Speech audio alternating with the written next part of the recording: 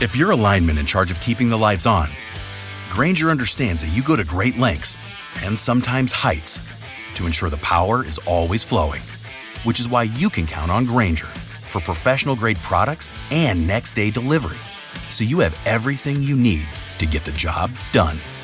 Call 1-800-GRAINGER, click Grainger.com, or just stop by. Grainger, for the ones who get it done.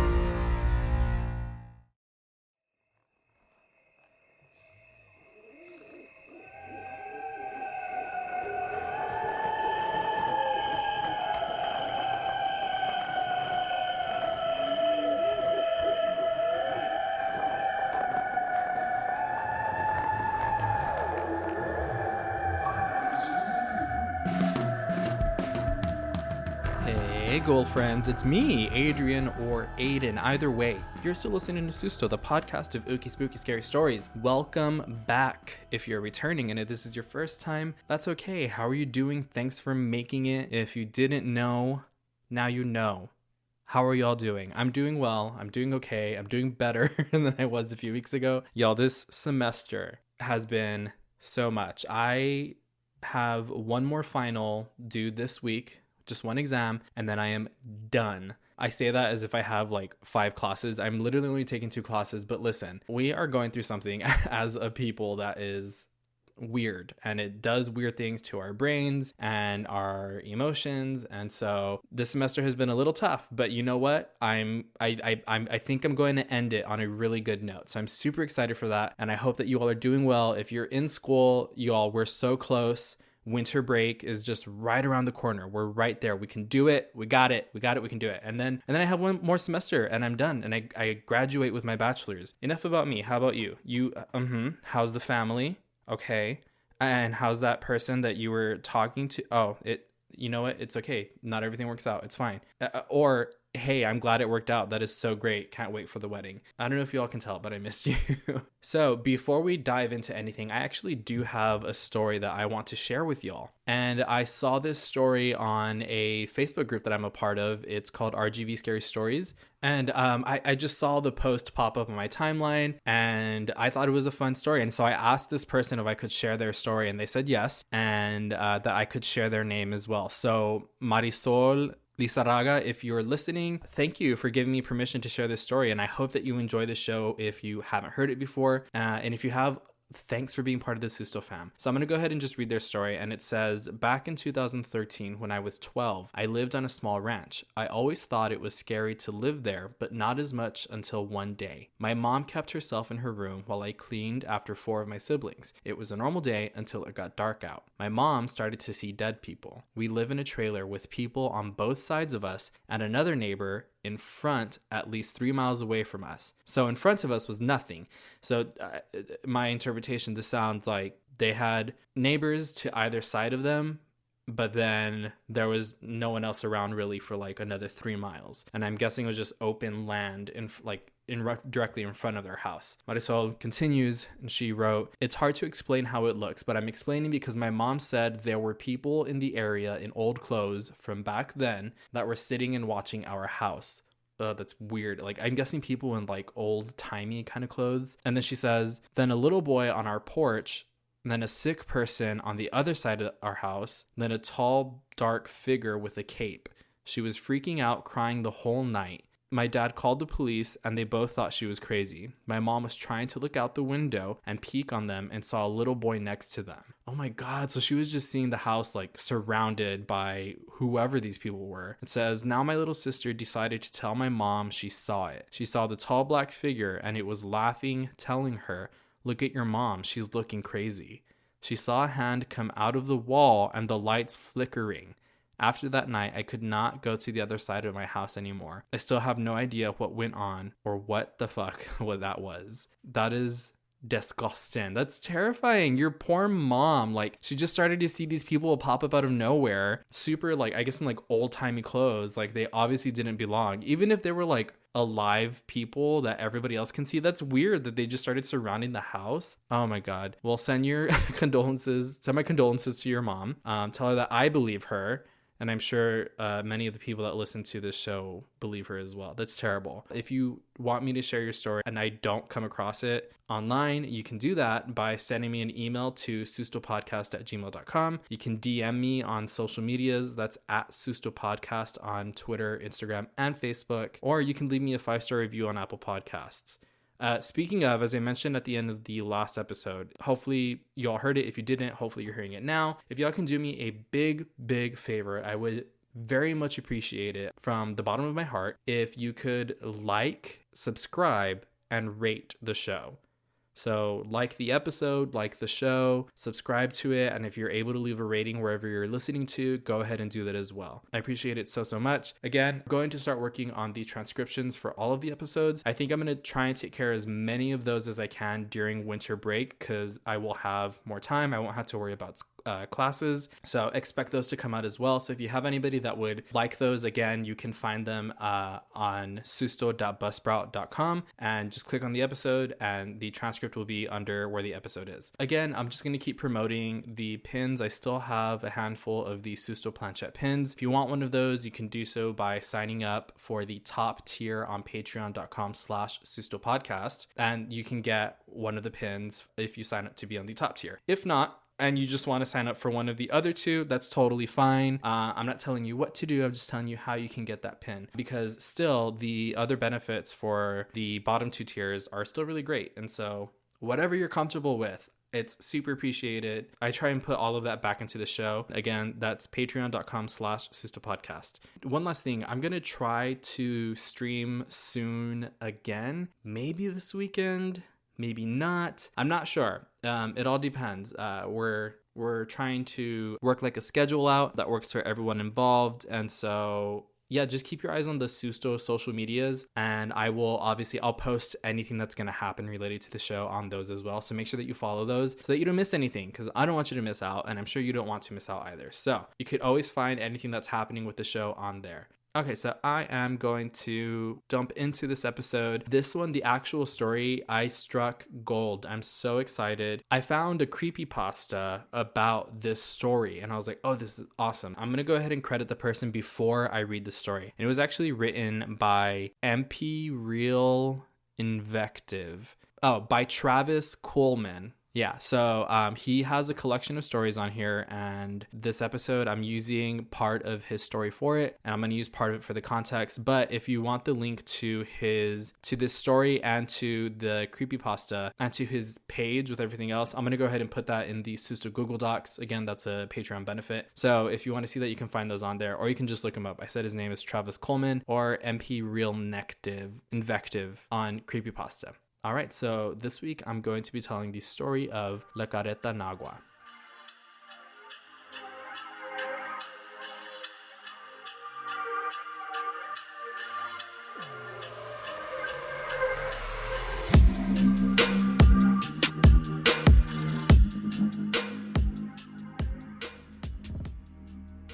When my Nicaraguan grandmother was younger, she lived with her family.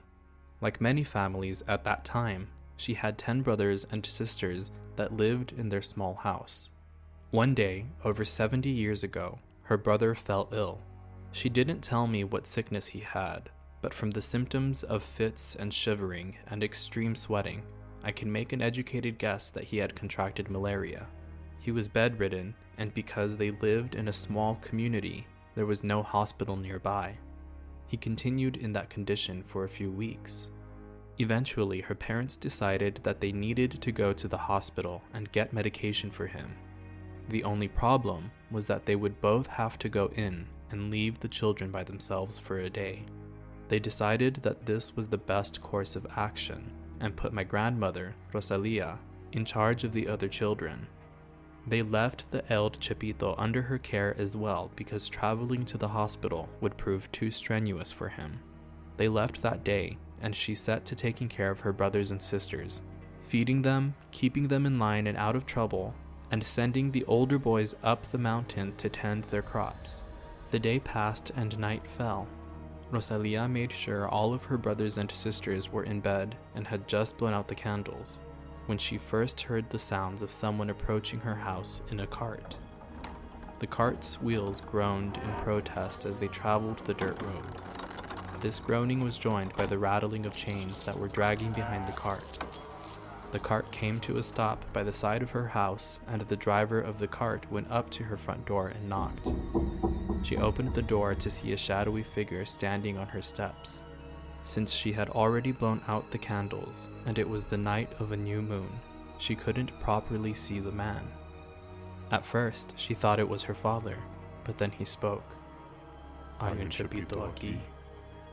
She couldn't recognize the voice, but something about his tone set her on edge. She lied and told the stranger that he was still up the mountains working. The stranger was silent for a moment before he responded. "We shall see." He left and my grandmother closed the door. She listened to the cart ride off with rattling chains and groaning wheels. She went back to their shared room and checked on her little brother. He was hot to the touch and sweating despite the fact that it was a cool night. She told me that he felt so hot to the touch that it felt like she was touching a stone that had been left in the sun. She was worried, but decided to try and get some sleep. She was drifting off to sleep when the sounds of chains and creaking wheels returned to her house. There was more knocking on the door. She got out of the bed and answered the door. The shadowy man was there again. A few feet away, she could make out the shape of the 2 oxen that pulled his cart. They were extremely thin and looked as if they were sickly. The man spoke again. "I went to the mountains. Chepe was not there. Tell me where he is." Something about the man chilled her blood. Once again, she lied to him and told him that he wasn't in the house. The man returned in a cold manner. "Mentirosa. Give me the truth. He is dying. Give him to me." She knew that this man had ill intentions for her brother, so she said, "He is sick and went to town. Go there." The man turned and hopped onto the cart. He whipped the oxen and they left. She tried to go back to bed but could not sleep. An hour later, she heard him return. This time, the sound of groaning wheels and rattling chains tore through the night air. It was almost deafening. As she listened to the groaning wooden wheels, she wondered if her mind was playing tricks on her. The groaning wheels almost sounded like the lamentations of men, and the rattling chains didn't sound like they were being dragged behind the cart, but they were actually the sounds of people struggling against their bonds. She lit a candle and carried it to the front door. She opened the door before he could knock, and when the light hit him, she instantly regretted lighting a candle. Before her stood what remained of a man. His flesh had rotted away in places and his lips had decayed long ago, leaving him with a skeletal grin. His bones poked through what remained of his flesh. The candlelight illuminated his fiendish smile on the cart behind him. The oxen were not thin, but were actually made of bones. It was this moment that she realized that this was the Carreta Nagua, and it was here for her brother's soul. What was once a man spoke, his words sliced into her like a sickle. "You know me, and I know that your little brother is here. He is going to die tonight.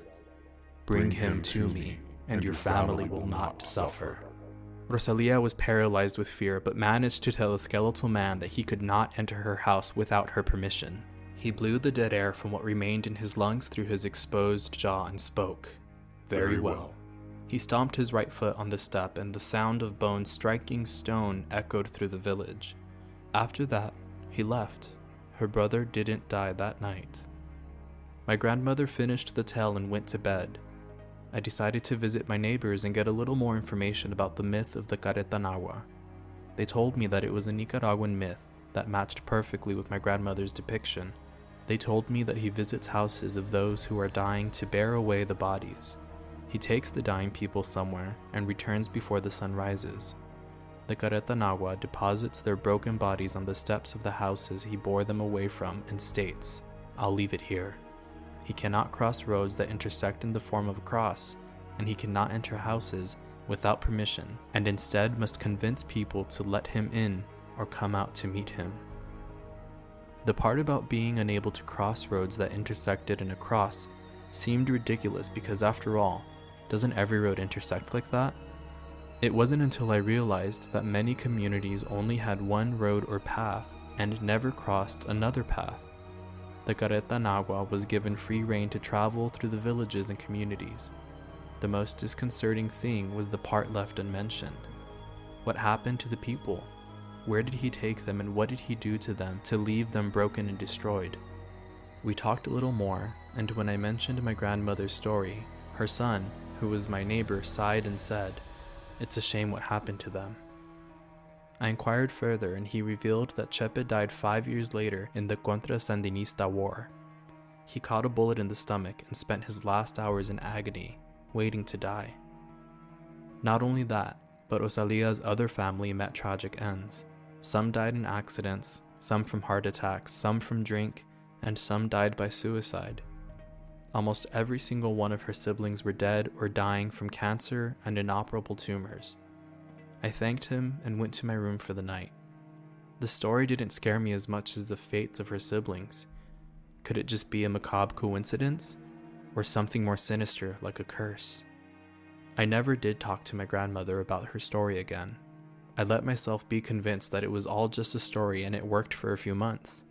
One night, as I was taking a walk around my village, breathing in the night air, I wandered around aimlessly and looked for a place to sneak a smoke. I sat on a stump by the side of the road. It was a quiet night and seemed like one of those moments where the chaos and entropy of the world didn't seem to exist. It was on that road that I became aware of the sounds. Clink, clink, clink. There are a few carts in my community, so I didn't immediately make the connection. I listened as the sound grew, and something came into my view down the only road that cut through my community, dividing it in half. My adjusted eyes could make out someone driving the oxen forward. It wasn't until I was able to discern that the oxen were pale that I really began to get concerned. It plodded along at a methodical pace, and as the clink, clink, clink grew louder, I decided that I had enough. When the sound of wood groaning and straining like the sound of a creaky casket squeaking open reached my ears, my resolve completely broke. I'm not easily spooked, but something about the similarities between my grandmother's story and this cart really freaked me out. As it drew closer to me, I decided not to test my luck. I stubbed out the smoldering half of my horrible cigarette and returned to my house with the sound of groaning wooden wheels and rattling chains growing ever louder behind me. I almost sprinted the last part of the way home. I closed the door and locked it. In that moment, the feeling of relief washed over me. I had never felt so foolish in my life. How could I let a little old lady's words get under my skin? I wanted to laugh at myself for being so worked up. I wanted to laugh at myself for believing her. I wanted to cry. I want to say I was able to brush it all off, but to this very day, months after her story, the sound of wood groaning and chains rattling sets my heart racing and turns my blood cold.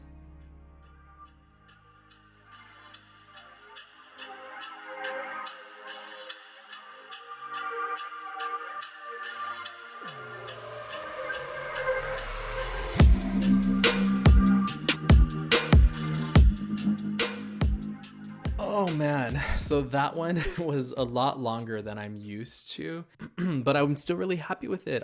That story, I hope that you all enjoyed it. Obviously, I wouldn't put it on the show if I didn't enjoy it, so obviously I enjoy it. But this was really cool. I'm probably going to use this creepypasta, and I've known about this website for such a long time, but I've never just used it. I don't know why exactly. Yeah, I'm excited that I finally got on here, and I'll probably start using it more often and make my own account. So you can probably search Susto Podcast on creepypasta, and I'll see what I can do on there, because I don't know what the experience is for someone who has an account in here. So we'll see. Yeah, I'm gonna jump into some things. Into the different links that I used for this, and then I'll circle back to this creepypasta page because it also had some really cool stuff on it. One thing that I saw often when looking up this story, and is actually really sad to read about and really messed up, but it's I think something that it's something that a lot of places went through. So on this website, it's nicaraguacommunity.com, and I'll post the direct link in the Susto Google Docs. And on the bottom here, it tells this sort of similar story, how it's a carreta is a wooden cart and it's pulled by horses. And another way to say this La Carreta Nagua is La Carreta Fantasma. On this page, it says La Carreta Nagua is noisy, as if the way is not paved and the wheels hit rocks, and the whole content of this dark cart is shaken at every second. And there's a picture here. I'll post it on the Susto social media pages. It continues, it says, those brave enough to look through a window say that it's an old cart bigger than the standard one, which is covered by a white sheet. It's driven by the skeleton of death in white robes, with its traditional scythe on the left shoulder. This Carreta Nagua is pulled by two skinny steers. You can see their ribs. One is black and the other is light. It never turns around corners.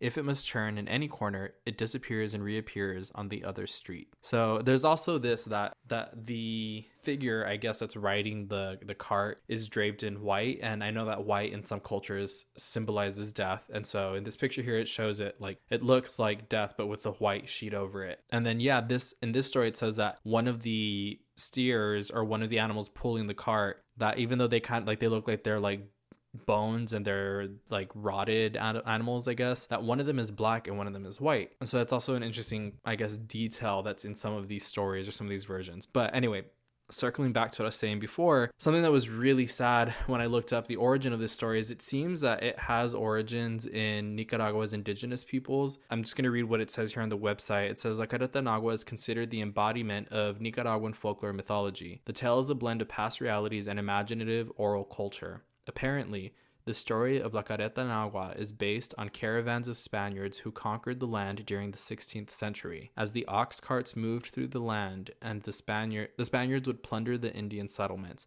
taking their gold and supplies as well as capturing slaves. Slaves were chained and led along on these journeys as the Spanish carts left ruin and death in their wake. Legend states that La Carreta Nagua makes his way through towns from about 1 a.m., making a racket as the ancient oxen pull the cart along. Individuals who say they have heard it in the night have discovered that one of the town citizens is dead the next day. Those who have seen this mysterious entourage of oxen and lost souls say that it moves quickly and is unable to turn corners due to its cross shape, simply disappearing as it reaches the end of a road. This tale may have been created to provide Nicaraguans with a tangible understanding of death. So yeah, it's really sad that like this story obviously was born out of the colonization of Nicaragua and at the expense of indigenous people. Yeah, it's sort of, I guess, like a warning, like the indigenous people would use this story to warn each other, like, hey, don't stay out in the dark, don't stay out by yourself, it's dangerous, you can get taken. And so it turned into the idea of the Spaniards colonizing Nicaragua and literally like riding through where they lived and abducting people. It became like a symbol of death. I'm on this website, it's jicarolodge.com, and it's Nicaraguan history. Here it says indigenous culture. I'm just going to read this little section here. It says, a brief history of Nicaragua after Spanish conquest, colonization, and independence. A group of Spaniards led by Gil González Dávila first landed in Nicaragua in 1522 by way of Costa Rica. The area was colonized by a number of conquistadors, including Francisco Hernández de Córdoba, Pedro de Alvarado, and Cristobal de Olid, who established permanent settlements which later came to be known as the cities of Granada and León. In 1538, the Viceroyalty of New Spain was established, encompassing all of Mexico and Central America except Panama. The area of Nicaragua was divided into administrative parties, with the city of León designated as the country's capital. However, in 1610, when Momotombo volcano erupted and destroyed the city of León, the capital was rebuilt northwest of its original site. Nicaragua became part of the United Provinces of Central America in 1821 and gained independence as a nation in 1838. Much of Nicaragua's politics since independence has been characterized by the rivalry between the liberal elite of León and the conservative elite of Granada. The rivalry often degenerated into civil war, particularly during the 1940s and 1850s. I don't think it'll say it here, but isn't it funny how the rivalry is between liberal elite and conservative elite, and it's probably at the expense of everybody else who isn't rich and wealthy. So this continues. It says, in the 1800s, Nicaragua experienced a wave of immigration, primarily from Europe. In particular, families from Germany, Italy, Spain, France, and Belgium moved to Nicaragua to set up businesses with money they brought from Europe. They established many agricultural businesses such as coffee and sugarcane plantations, and also newspapers, hotels, and banks. There's a lot more to this section. I'm going to include this link in the Sister Google Docs, but it goes on to describe the United States intervention, the Somoza dynasty from 1936 to 1979, the Nicaraguan Revolution, the rise of the Contras, which were a group of rebels that seem to have been from like a previous dictator. And then there's also the post-Sandista area, which is this word Sandista. It's mentioned in the story that the grandmother's brother died at the war for this. Well, I'm going to read through the rest of this when I have some more time, but just to show you that there is like a really, like as is the case for many cultures, colonization is a huge part of the world that we live in, unfortunately. And this is one of like the really terrible, sad effects that it had on a whole culture, that this terrifying story of death riding this rickety cart is going to come down the street and collect you. It was really sad to see that. And it made me wonder, like, how much pain did these people go through that this story is still like being told this way? Like, not just the history, because the history is documented, but like this myth itself, like it created a whole like spirit. It's terrible. I'm gonna go ahead and move on to the next link. This one was actually, it was really cool, and I saved two little like excerpts from it and I singled them out in the Sister Google Doc. The page itself is in Spanish and you can translate it if you want, but it's not gonna like translate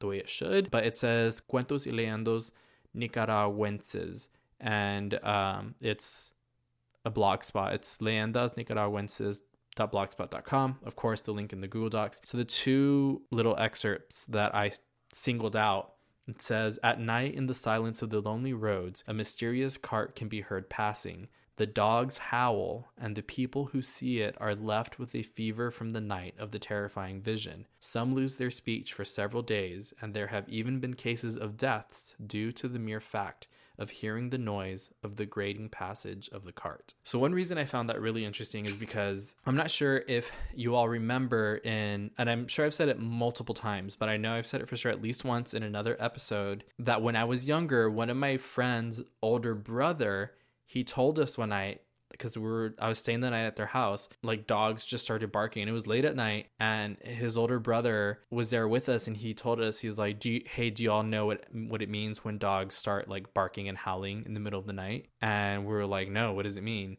And he said that it meant that death was passing by looking for someone. Like ever since then, like that just always freaked me out. And so whenever I would hear dogs howling like in the middle of the night, when people typically are not out in the street, so there's nothing for the dog to bark at, it would always creep me out. So the fact that I saw this, it specifically said the dogs howl when the cart is passing, that was like, it was kind of like a validation, but it just like made everything else a little bit extra spooky for me, because I was like, oh, so this is like, there's an actual story behind that belief that dogs bark at night seemingly at nothing when death is passing by. So that was really cool to see that there's some quote unquote truth to it. Okay, and so this is another part about the Spaniards. It says, the Nagua cart is a legendary character that was introduced by the Spaniards. There are those who say that when the Spaniards wanted to get the gold from Nicaragua, they did it at midnight in a cart in the streets, and on the way, the cart would go making the characteristic noise, and the indigenous people, like, they didn't try to like go after the cart. So basically they knew that it was dangerous. So again, this is just another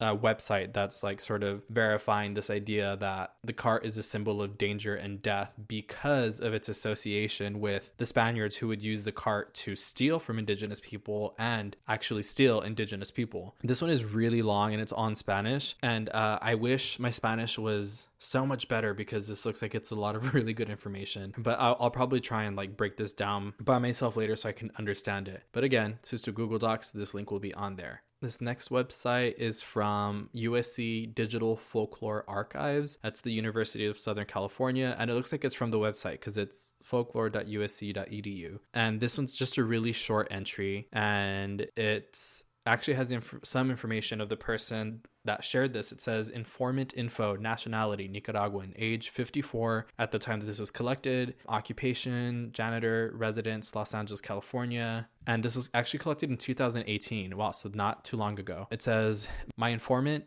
M, I guess is what they're calling this person. It says their scariest legend was the one of La Carreta Nagua. Legend has it that in the middle of the night while everyone was asleep, a cart would slowly roll through the village streets. It was being pulled by 2 skeletal horses and commandeered by the Grim Reaper himself. If anyone was awake or in the streets by the time the cart rolled through, they would be claimed by the Grim Reaper and taken to the underworld. This legend is based on the slavery and colonization of Native American tribes. In many pueblos, Native Americans who heard the carts of colonizers looking for slaves would know to run or hide. If they were to be captured, they most likely would have been taken to the mines. After years of enslaving Native Americans, it was eventually deemed not worth it because Native Americans would commit suicide instead of live through the terrible means they were placed in. When asking what M thought of the story, she said that as a child, she was terrified to be up too late because she didn't want to be taken by La Carreta Nagua. She would have consistent nightmares about being abducted too. Wow, that made me emotional. And then this person ironically says, I enjoy this legend because it is based in real events that occurred for centuries and was an actual threat to their very existence. I'm sure by enjoy they mean that they appreciate. And it ends, thus, it's a very good example of folklore saving people's lives. Ugh, man, I almost started crying right there. Like, it's terrible. And it makes me angry too. And then the effects, this is in 2018, they're 54. Some quick math. So this person was born probably in 1964. In the 70s, this person as a child was scared and had nightmares because of this story. And the fact that it wasn't just like a random made up cautionary tale, it's based in truth, is really sad, because then I'm sure this person got older and learned about the truth behind this and was like, wow, my fear was real. It wasn't just some story. Jesus, this is also frustrating. Also, I don't know. I mean, this could be correct. This is obviously it's from a university and I could be wrong. I'm not saying I'm a history expert or history buff, but I was a little confused as to why it says that it's based in the legend is based on the slavery and colonization of Native American tribes when this is in Nicaragua. So I'm not sure if again, I'm not smart in some ways, you know what I mean? I don't know geography and I don't know history as well as I should and would like to. So maybe that's the correct term, but I'm assuming that they wouldn't be Native Americans, that they would be indigenous Nicaraguans or native Nicaraguan people. I don't know. I could be just horribly wrong too. So if you know what is correct, feel free to let me know. All right. So this next link is from southworld.net.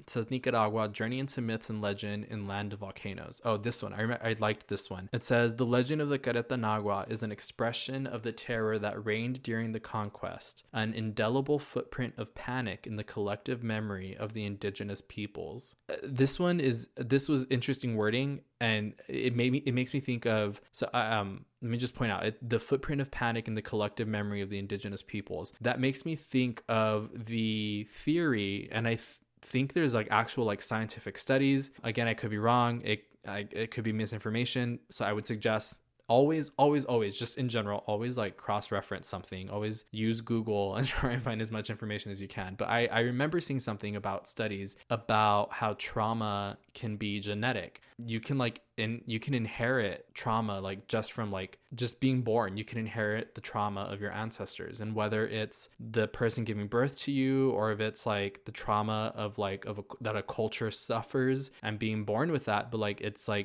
imprinted in your genetics. And I think that's really it's really interesting, but two, it's so hardcore and sad. This continues and it says, Spanish soldiers raided Indian villages at night because it was difficult to capture them during the day when they were out in the hills and fields. The conquistadors generally went around with a caravan of ox carts to round up slaves to labor in the silver mines of Peru. The captured Indians were chained to the posts on the carts. The noise made by the wooden wheels was infernal, one to which the Indians were unaccustomed since these vehicles were introduced to the New World by the Spaniards. They interpreted the sound as a fresh manifestation of the nocturnal spirits that constantly laid siege to the peaceful calm of their villages. Some of the elders assert that the cart is announcing the death of someone. As it rolls down the deserted streets, the howls of dogs can be heard in the distance. Again, there's that element of howling dogs. It says, those who say they did catch a glimpse of the Carreta Nagua tell how they came down with a tremendous fever or fainted. Others are said to have died of fright at this hair-raising specter from the dark side. Wow. So I can definitely see how people who are so traumatized by this cart, like it's like a trigger for them, that it could make someone physically ill, because trauma can manifest itself in a physical way and it can make you feel sick. I 100% believe that people who say that they saw it or they heard it, that they got physically ill, because that's just how that works, unfortunately. And then, the idea that people died, I don't know. I'm not sure that I've heard too many other cases of people dying of fear or of anxiety, but maybe it could trigger a heart attack or maybe even a stroke, things that are triggered by stress. I could definitely see that. Yeah, for sure. So that was the last link that I had. Oh man. So this story, I think this story is so interesting to me because of how rooted in reality it is. It's not so much like a made up story or a made up cryptid or spirit, but it's more like an analogy or a symbol. It's more of a symbol of death. And it's 100% rooted in something that happened. So yeah, that idea that oppression and death, they still linger. There's still very real things in the world, and people share this story as a warning or as of a reminder that happened. It's so sad. It's so sad, and it makes me super angry. And this is something that I've talked about with friends, and that I've read about in classes and stuff, and I've learned on my own time about the colonization of not just Nicaragua. This isn't something that happened only there. This is something that happened all over the world. And we have a history of colonization of indigenous people in America. I think it's important to know those stories, and to know their stories, and to honor them in that way. And so this story, it's really tragic and it's really scary, but it can also be a way to honor those people that their lives were taken from them. Their lives were literally robbed from them. And it's one way to honor them. And so, maybe we can turn it from something tragic and scary to something tragic and a firm reminder of what happened, what we should prevent, because colonization is not a thing of the past. It's still happening, and it's alive and well, unfortunately.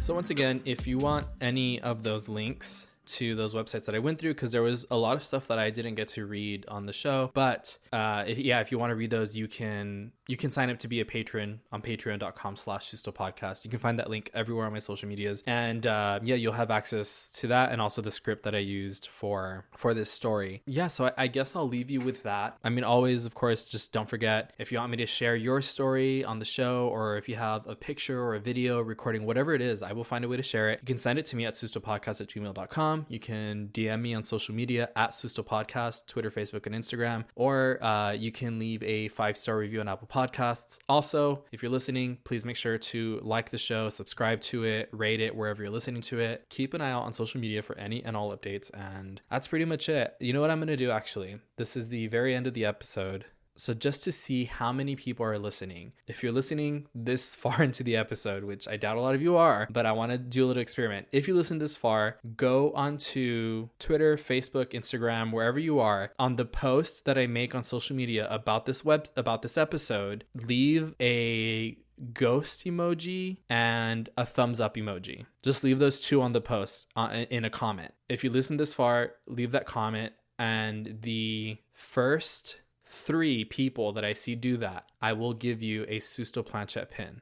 And I didn't mention this anywhere in the beginning of the episode or in the middle, because I wanted to see how long you would listen. So again, the first 3 of you, and it's going to be from Thursday until Saturday morning. So you have Thursday and Friday, and then Saturday morning I'll announce. So between Thursday and Friday, the first 3 people to do that, I'm going to give you a Susto Planchette pin, and then Saturday I will announce who it was, and I'll get your information so I can send it to you. Oh, also, if you are a patron, you're going to get this episode a day early. So if you're a patron and you listen all the way to the end, leave the ghost and the thumbs up emoji on the Patreon post of this episode. I'm going to post it on the Patreon. If you're listening to it there and you make it all the way to the end, leave those emojis in the comments of this episode on on Patreon. And again, the first 3 of you that do that will get a Susto Planchette pin. So I wonder if this works, and if it's a lot of you, I'm sorry, but still I'll see who made it this far by the ghost and the thumbs up emoji on the post. So anyway, I'll talk to you all later. I hope you all have a good morning, day, evening, weekend, week, semester, holiday, whatever it is, and I will talk to you later. Stay out of the streets, okay? Bye.